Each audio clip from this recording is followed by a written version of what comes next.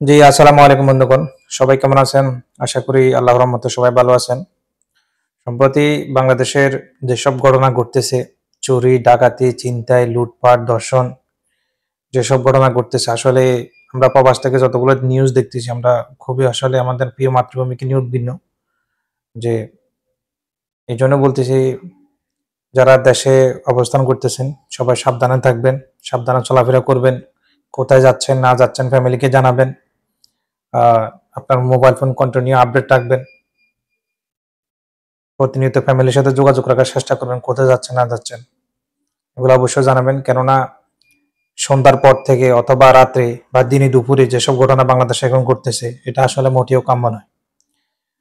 তো আপনি ব্যবসা করেন, বাণিজ্য করেন, আপনি দেশে আপনার ব্যবসা কাজের জন্য এক জায়গা থেকে অন্য জায়গায় যান, সমস্যা নেই। কিন্তু চেষ্টা করবেন আপনার ফ্যামিলির খোঁজখবর রাখতে। ফ্যামিলির সাথে কন্টিনিউ যোগাযোগ রাখবেন। আপনার ছেলে সন্তানের প্রতি খেয়াল রাখবেন। আপনার ছেলেরা কার সাথে মিশতেছে, কখন স্কুলে যাচ্ছে, কখন আসতেছে, সন্ধ্যার পর বেরোচ্ছে না বেরোচ্ছে, চেষ্টা করবেন সন্ধ্যার পরে যেভাবে হোক ঘরে থাকার অবস্থার চেষ্টা করবেন।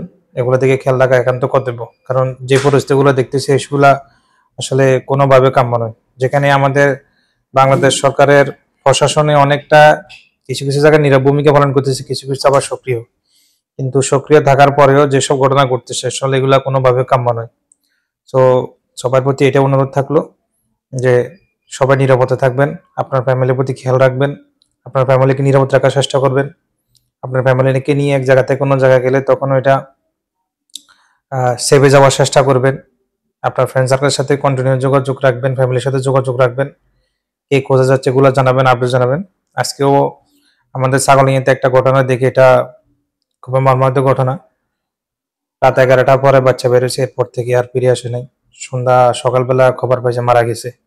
কে বা কারা মারছে অবশ্যই এটা পুলিশ তদন্ত করবে।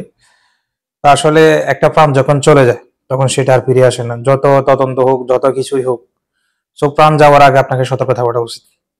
এই জন্য বলি আসলে সাম্প্রতিক দেশের যতক্ষণ না পর্যন্ত একটা নির্দিষ্ট জায়গা বা কোনো একটা শান্তি শৃঙ্খলায় ফিরে আসা না পর্যন্ত আপনাকে অবশ্যই সতর্ক থাকতে হবে।